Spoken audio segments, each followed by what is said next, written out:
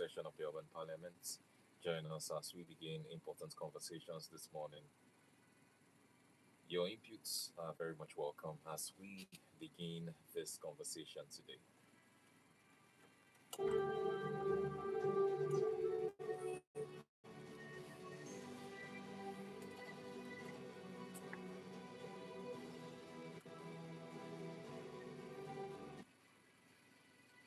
Today on the Urban Parliament, we intend to look at the security situation of the country right now.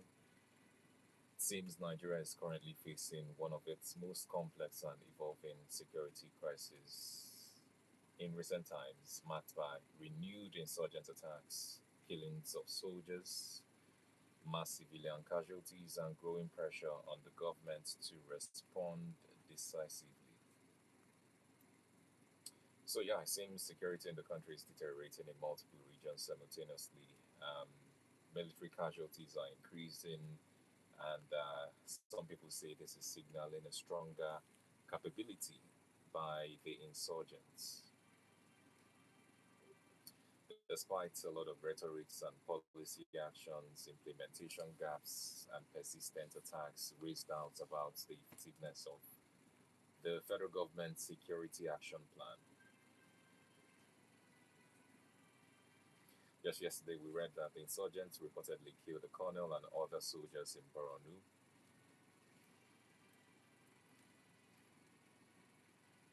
According to the reports, the officer and soldiers were killed in an overnight attack on a military base in Mongunu. In a post shared on X, a jihadi researcher who has been monitoring the violence in Boronu and other parts of Lake Chad, including the Sahel, known as Philip Brandt, attributed the attack to state's West Africa province. And we know that ISWAP, a breakaway faction of Boko Haram that broke away from that terrorist group in 2016. Military authorities have, confirmed the attack.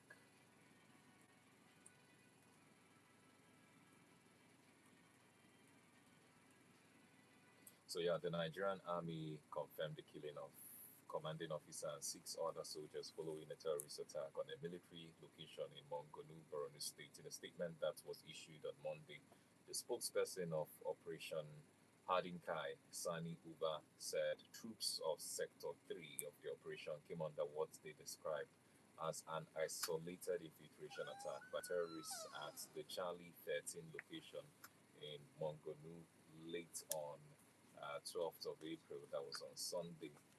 And the reports suggest that suspected fighters of Islamic State of West Africa province ISWAP attacked a military formation, killing a colonel, I.A. Mohammed, and other soldiers. In the statement by the Nigerian military, they did not disclose the name and the rank of the slain officer. However, the army said that the commanding officer was killed alongside six other personnel after encountering an improvised explosive device.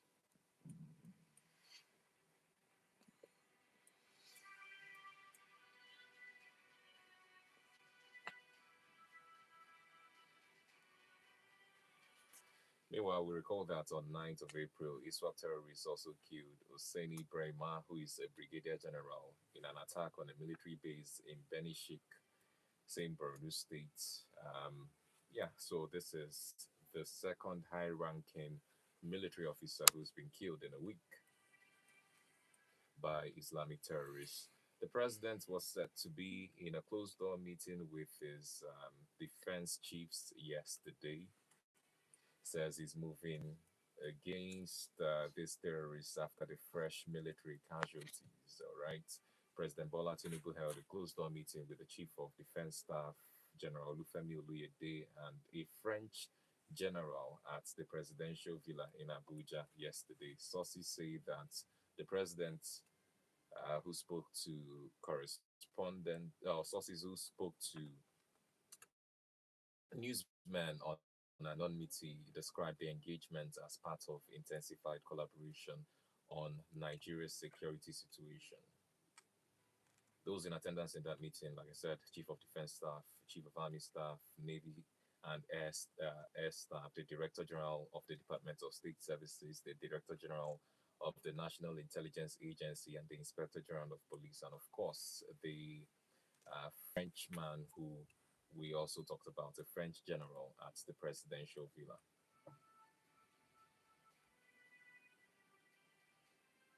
The meeting with the French officer, which began around 2 p.m. yesterday, was the president's first official engagement since his return from Bielsa on Friday, and it comes 3 weeks after the president announced that France had agreed to supply military equipment and training to Nigerian forces battling insurgency in the northeast.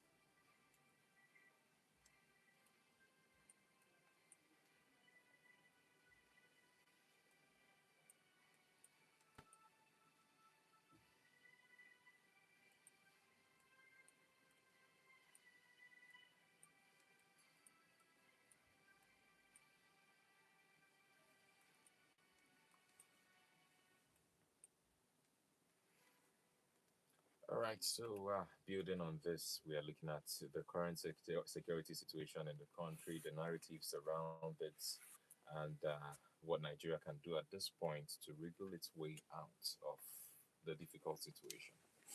We're being joined this morning, right? Before we let in our guest, we'll take more messages here on our social media, right? Based on the security meeting that was held yesterday, we also heard that this meeting also comes against the backdrop of a recent development, which particularly includes a travel advisory issued by the United States Department of State authorizing the voluntary departure of non emergency government personnel and their families from its embassy in Abuja.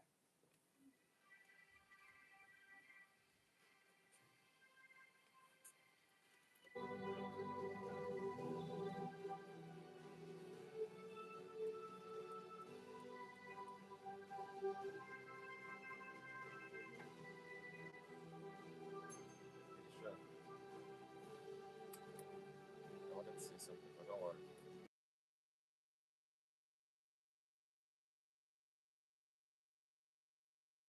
Benue attacks, at least 14 persons, including a mobile police officer, were killed in multiple attacks on Ediku, Ampali, Ikobi, Dija, and Upu communities in Apa and Otubo local government areas of Benue State by suspected armed headsmen, and sources say that the attacks occurred between Friday and Sunday evening when the suspected headers invaded the affected community and killed residents. It was also gathered that the armed headers first attacked Ikobi and Adija communities in Apa local government area of the state on Friday, killing 3 persons.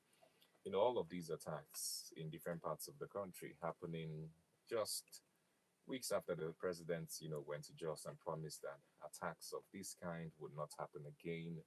How much of a reassurance does that give Nigerians in terms of being protected by the people elected to protect them?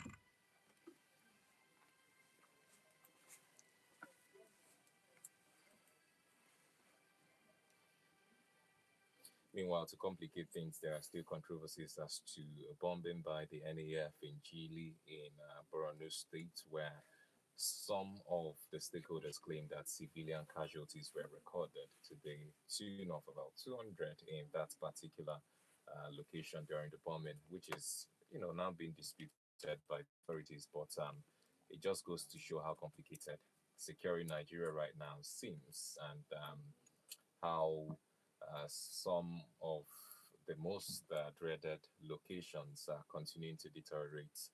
Talking about the Northeast in particular. But yeah, let's get our guest in and begin the conversation this morning. This morning, we are being joined by Mr. Emeka Odom, who's a veteran, a journalist, and a public affairs analyst. Good morning, Mr. Odom.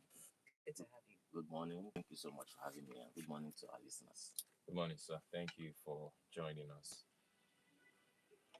Sometime last year, the president declared state of emergency on security, right? And some people think that that state of emergency was just declared by word of mouth. It wasn't taken as seriously as it should be because, Peter Obi was speaking yesterday and said if he's elected president, he would take the war to the terrorists, that they will be the ones who would be on the defensive side instead of Nigerians, defending themselves or running away from their homelands because of terrorism. And it's creeping down, like in the north central, several reports, Kwara states, and how people have fled their communities. Saw some videos on social media of abandoned communities in Kwara State. What are your thoughts about how the security situation has deteriorated in the past few months, and what do you think are the causes right now of this deterioration? All right. Yeah. Thank you so much. Let me begin. With what you just said that um, Mr. Petogi just said. Of course, Mr. B is an opposition candidate. Yeah. So, and one, two, that a lot of Nigerians have confidence in. However, you must understand some things. Um, you know, Security is a different kind of game entirely. Not even game. It's a different kind of business. Um, yes, what he said perhaps is the right message that people should hear now. And however, the doing is a different thing entirely. We must be very realistic and honest, to say that taking, yeah, of course, whoever is the president of Nigeria is the chief security of the nation. So the security of the nation rests squarely on that person's shoulders. Obviously, if every other person gives excuse, the person cannot give excuse. But the truth is that also, right now he's not the president of Nigeria, and so no matter how well exposed he is, no matter the level of his knowledge and capacities, which many Nigerians agree with me that they are not in doubt. But if you're not sitting on that seat, if you are not sitting on that seat, you must also agree that there are many things that you may not be seeing. These are things that can only be seen by the man on that seat. Because see, when we talk about a fight of this nature, fighting insecurity there are too many things that are on the table. And that is why sometimes leaders look at things from different perspectives and we criticize them. Now, this is not to make excuse for the current president or anybody who had been there. But I'm just trying to say, as somebody who understands, what all of these things are all about. So it's not just enough to talk, right? Yes, he can talk as one who seeks to preside over the affairs of the country. So he can talk. We heard the late President Muhammadu Buhari say many things. As a matter of fact, a lot of Nigerians had confidence in him because too many things were going for him. One, he was a former military head of state. Two, he was not just a general, a man who commanded a major section of the Nigerian army. And at the time, there was also some kind of, insurgency, and he, as the command, as a field commander at that point in time, his section of the army dealt summarily with that, and so that credibility was there. So many Nigerians, believed in him at that point in time. But he came, spent 8 years, and he left. He didn't die in office, so you could say that, well, if he hadn't died in office, perhaps he would have completely dealt with the issue before leaving. But he completed his 8 years, gave way, and the insurgency was still there. So that is to say that it's not just by mere rhetoric, right? There are too many things that are involved. Now, so that is why for me, anyone who wants to say anything about this insurgency should, because Nigerians will start counting for you from the one. The first day the very day you are sworn in office, Nigerians will start counting. And that is why after 2, 3, 5 months, 6 months, nothing has happened. You see, the some people begin to lose interest and it may look as if you're not doing anything.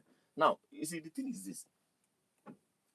I believe that this issue of insurgency and insecurity in Nigeria, this issue of insecurity in Nigeria, you discover that practically every day, there's no media house that doesn't talk about it. Now, and justifiably so, because the issue is still here.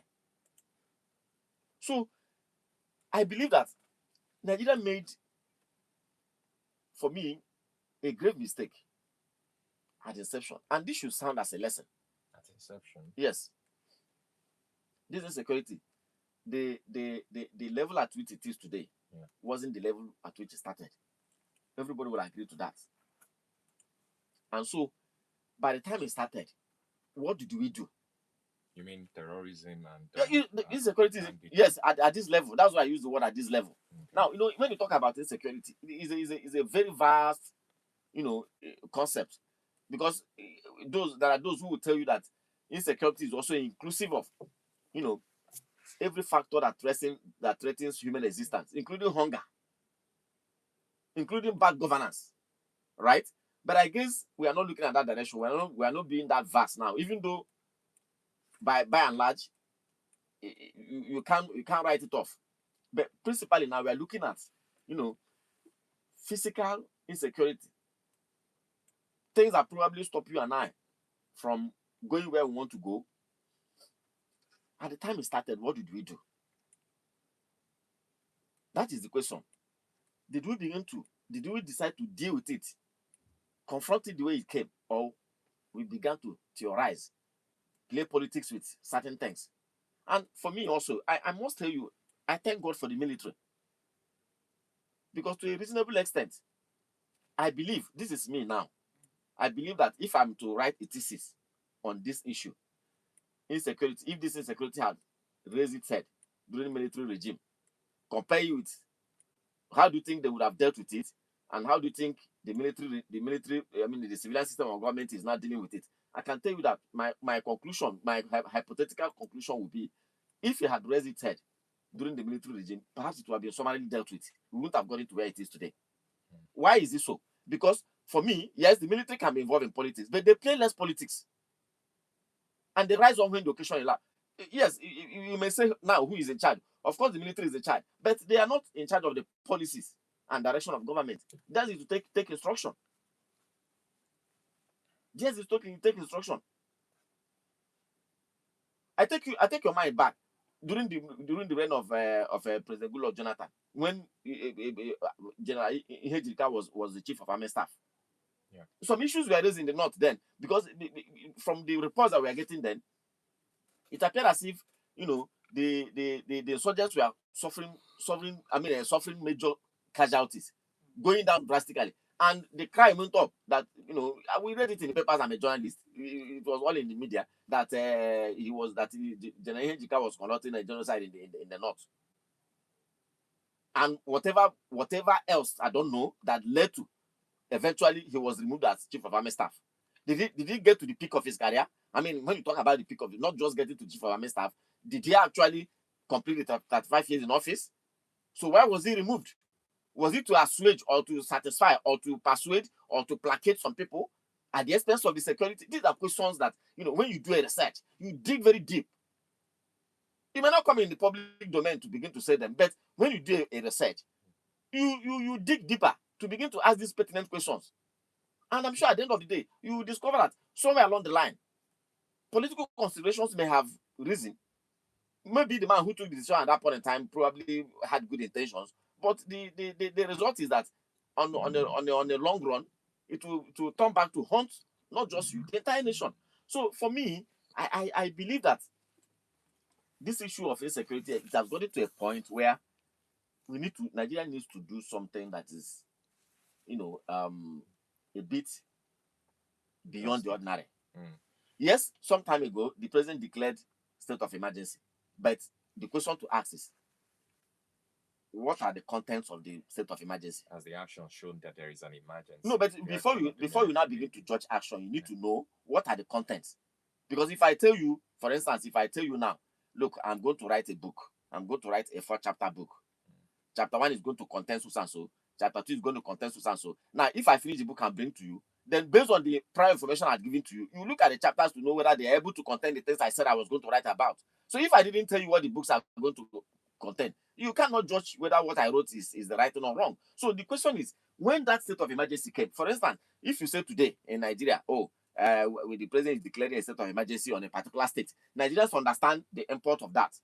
We all know that, look, possibly the governor will give way, all elected institutions will give way, a field commander or an interim or a sole administrator will be appointed, and so and for so yes, duration. So when the president declared a state of emergency on insecurity, what were the content of that insecurity? So that we know whether it is being followed, right. And not just whether it's being followed, what is the timeline to achieve ABC?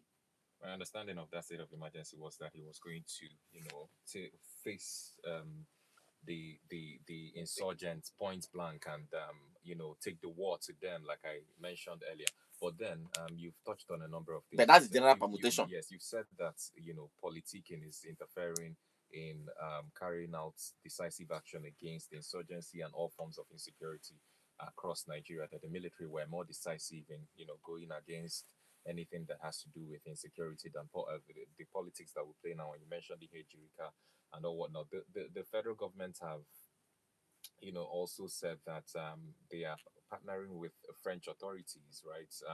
Yesterday it was reported that there was a French general that was also in a closed door meeting with President Bola Tinubu, and sources are saying it's all boiling down to strategies around fighting the growing insurgency. But do you think that the killing of high-ranking officers also points to anything at all, or it's just generally what the insurgency is? Because we've seen strong military bases in Borno attacked in Zamfara.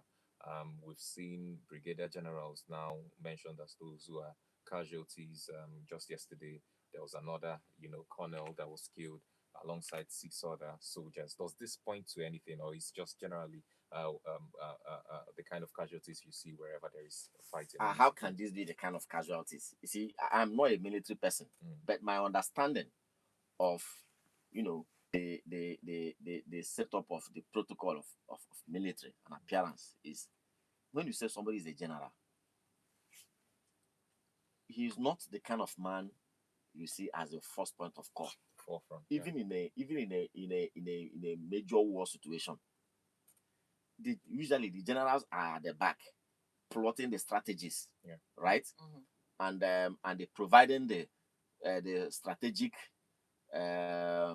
tactical, and the psychological and all the necessary supports to sustain, and the necessary advice too to the final man who takes the decision. These are the works based on experience and knowledge. So when you see, that is why in those places, anytime you hear commander this, if you check very well if you follow, whether it is Operation Hardenkai or Operation Udoka or Operation Python Dance or Operation all the various theaters you hear in Nigeria, they are commanded by general, at least a brigadier general, which is a one-star general. So the essence of that is to provide that strategic and general coordination and the managerial input. So when you now hear that a general has fallen, quite frankly, I don't need to be told that I know that even the military themselves will set up some panels to know how did this happen, because it can't be, that cannot be a common occurrence. You have the foot soldiers who is probably commanded on the immediate basis, either by a second lieutenant or a lieutenant, and of course probably you now have a platoon by a captain. If you leave from there, you begin to look at maybe a major, right, in charge of probably a brigade or something like that, So I start to be corrected. But you see, when you now come to the level of a general, how did he get to him? Even if the general decides to be at the forefront, I mean, he's a general, so he can, even if he decides to be at the forefront, there has to be people around him. There has to be people. Yes, he can be commanding, but if you have we all watch films of war situations, you see the soldiers in front, he's at the rear, probably in the middle, and the other people backing him up, and he's giving the command. Say, you go this way, you go this way. You understand that kind of thing? So when you now see a general taken out in this manner, of course, to those of us that are journalists, we begin to ask, how did it happen? Right? Now, we'll move away from there and now come to the issue of yesterday it was reported that the president was holding meeting with the French general. You see, everything is good. It's just like when you're preparing a pot of soup. We cannot limit you the cook to what you should put inside. All we know is that let the soup come out well so that we will enjoy the soup. However, it's important for us to take note of a few things. Number one is, yes, you're holding meeting with the French general, and you also announced last time that the French authorities, the government has agreed to Now, what about the strategic alliance we were also told with the American government? To what extent was that? Has it collapsed? Are they still on it? Now, is it going to be a fusion of American and French, input, right? Then we also talk about because see, these countries, whether they could be friends, maybe before Trump's administration, they could be good friends. But again, also there's also a very silent diplomatic, tussle among all of them because they all have their territories clearly cut out for each of them. Yeah. So now you talk about the French. To the best of my knowledge, the French has been assisting our neighbors before now to fight insecurity and this kind of insecurity too. So what has been the degree of success in those places? So are you preaching for collaboration? You see, yes, we agree that these things are high security issues and highly military issues. Many of the details may not be in public, but sometimes we are here and we know how even Western countries are also what agreements they reach, how they're able to reach it. But when it comes to our own, we say we cannot know. And because we do not know, it becomes very difficult for us to, as citizens, to evaluate and to ask pertinent questions. That's the issue. So, but for me now, I will ask. Last time there was we were told that Americans came here, conducted some military action in some parts of the north, and we also told that it was an alliance. It was a strategic alliance. So, what has happened to that alliance? Was it a one-off thing? Was it a temporary thing? Is this thing in operation? Maybe Trump is too busy with. These are the issues. These are the issues. So we need to know. And the government sometimes, yes, keep back those information that you need to keep back for security reasons, but also give the citizens that the one that they need to know, so that because if you want the citizens to give you the high level of support in what you're doing, carry them along. They will even tell your story.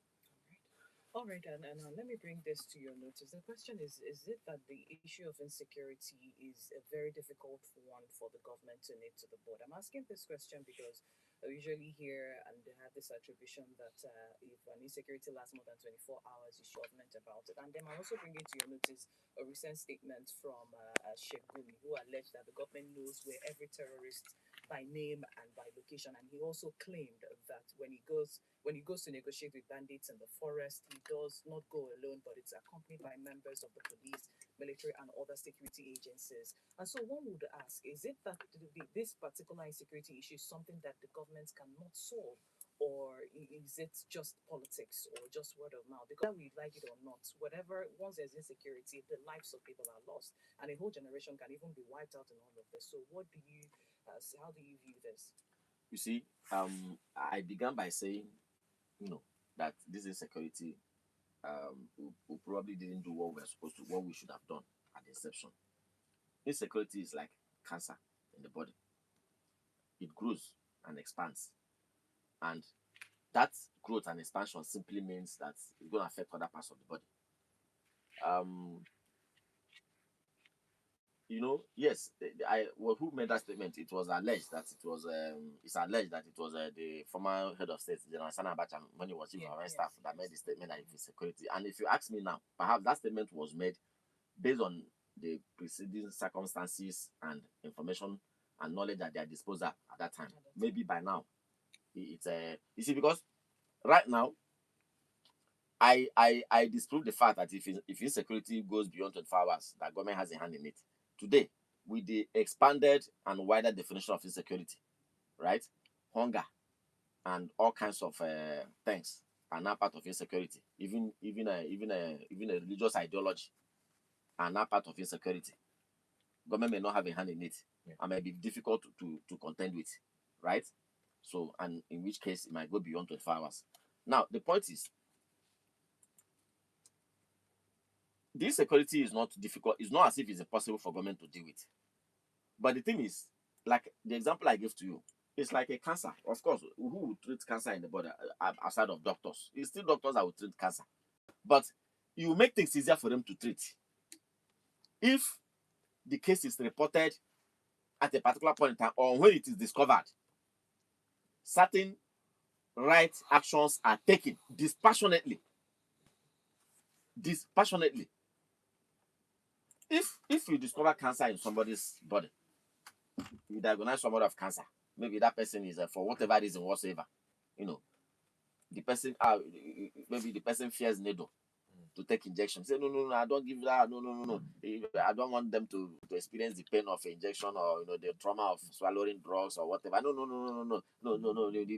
You start pampering that situation without doing anything decisive. The cancer will continue to grow, right? Definitely. It will get to a point where it becomes it becomes very critical and becomes a crisis situation. And at that point in time, sometimes, except something extraordinary or something celestial happens, the person may